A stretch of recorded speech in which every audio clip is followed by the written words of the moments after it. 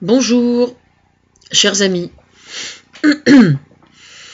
Je vais vous parler ce matin du Front National et de l'extrême droite en général, parce qu'il paraît qu'il y a deux clans dans l'extrême droite en France. Il paraît qu'il y a deux clans. Il y a les pro-FN et puis ceux qui sont pareils, mais qui veulent être calife à la place du calife. Alors à défaut d'être calife à la place du calife, ils sont califes où ils peuvent, quoi. Bref.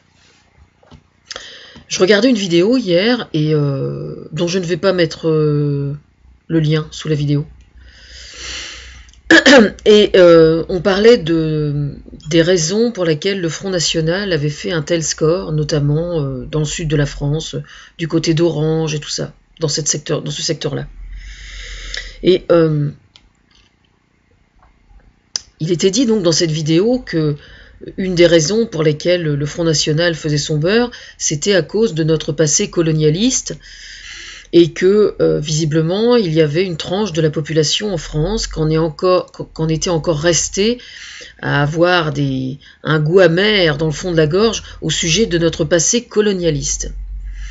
Alors Marine Le Pen disait il y a quelques jours: je ne vois vraiment pas pourquoi nous devrions avoir honte. Ben non, évidemment, quand on est raciste à la base, c'est normal, on n'a pas honte d'être raciste. Voilà, ça c'est une chose. Alors en fait, cette vidéo, je vais l'appeler « Pourquoi le général de Gaulle était véritablement un grand homme, et pas un homme grand uniquement ». Alors quand on parle du général de Gaulle, pour dire que c'est un grand homme, on évoque toujours son passé de résistant. Bien évidemment, parce qu'effectivement, comme on dit vulgairement, il fallait en avoir dans le pantalon. On va parler comme les militaires. Hein.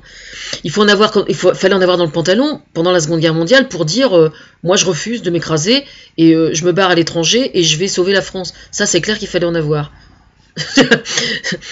Donc c'est parfaitement justifié. Mais en fait, quand je considère ce que je vois sur le plan politique, moi aujourd'hui, je réalise que la véritable première raison pour laquelle le général de Gaulle était un grand homme, c'est quand il a eu l'intelligence de se remettre en cause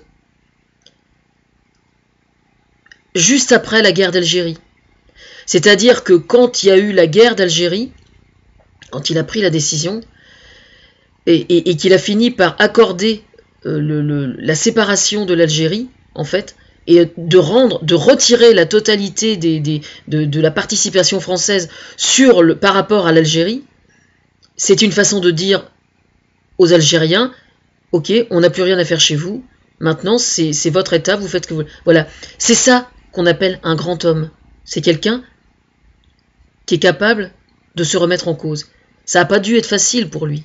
Ça a dû être extrêmement difficile, parce qu'effectivement, ça consistait à remettre en cause tout ce qu'il avait cautionné par rapport à la colonie avant, effectivement. Voilà. Alors, en fait, aujourd'hui, on évoque le fait que, parce que je connais, hein, je veux dire, dans ma famille, comme dans toutes les familles françaises de souche, on a tous des oncles, des tantes, enfin pas des tantes, mais on a tous des oncles et tout qui sont allés faire l'Algérie. Hein. On les connaît tous. On sait tous qu'ils votent Le Pen. Enfin, on sait qu'ils votent tous Le Pen, plutôt. Enfin, ou dans la très grande majorité. Donc, je ne fais pas exception à la règle.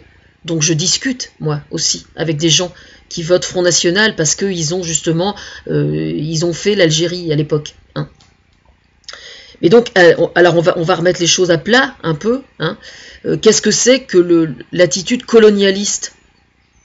Alors, ce que je dis là, c'est pas valable uniquement pour la France, c'est valable pour n'importe quel pays dans le monde. Hein.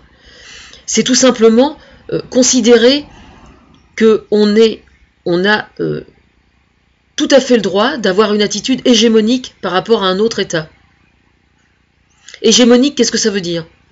Ça veut dire nous sommes une race supérieure aux autres, supérieure au pays qu'on veut coloniser, donc on va aller lui piquer ses richesses. On va de toute façon faire ce qu'on veut là-bas, parce que la population de notre pays, de toute façon, qui va émigrer là-bas, ça va être pour tenir le haut du pavé, bien évidemment, c'est-à-dire être propriétaire de plantations, agriculteurs, etc. Puis ceux qui travaillent dans les champs et tout, bah, ce sont les gens d'origine là-bas, bien évidemment, qui triment comme des malades. Hein. Je veux dire, faut pas prendre les gens que pour des cons. C'est vraiment le principe colonialiste, c'est vraiment l'humiliation de l'autre. D'accord ? Alors, moi, je mets au défi quiconque dans les pieds noirs qui peut me dire ah non, non, mais moi, je suis allé en Algérie à telle époque, et puis les Algériens qui bossaient à mes côtés, moi, j'étais son employé, et puis lui, c'était le directeur. Ah, peut-être que ça existait, hein. C'est possible hein, que ça existait. Mais je veux des noms. Je veux des noms, moi. D'accord ? Bon, voilà, ça c'est fait. Alors oui, moi personnellement, je me sens coupable de ce passé colonialiste. Voilà. Je vous le dis franchement, moi je me sens coupable. Moi, mon père n'a pas fait la guerre d'Algérie parce que le hasard a fait que quand il était enfant, il a perdu un œil. Et donc, n'ayant qu'un seul œil, il a été refusé pour faire la guerre d'Algérie, alors que ses frères ont fait la guerre d'Algérie. Ses 3 frères ont fait la guerre d'Algérie, et mon père a porté la culpabilité de ne pas avoir été faire la guerre là-bas, sa vie entière. Voilà. Les frangins ont voté Front National toute leur vie. On ne peut pas avoir plus représentatif. Par contre, mon père, lui, il se trouve que les dernières années de sa vie, il n'était plus du tout Front National. Mais alors plus du tout, hein. C'est intéressant. Hein. Toujours est-il que, voilà, quand on qualifie les Algériens, quand on voit avec quels mots ils qualifient ces gens-là, on sait ce que c'est que la base du racisme. Voilà. Parce que la définition du racisme, c'est ça.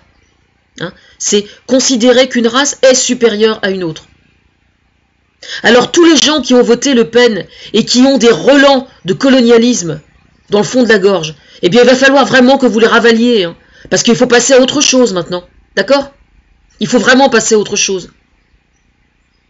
Parce que les Algériens, pour votre information, ils existent aussi en dehors de la religion.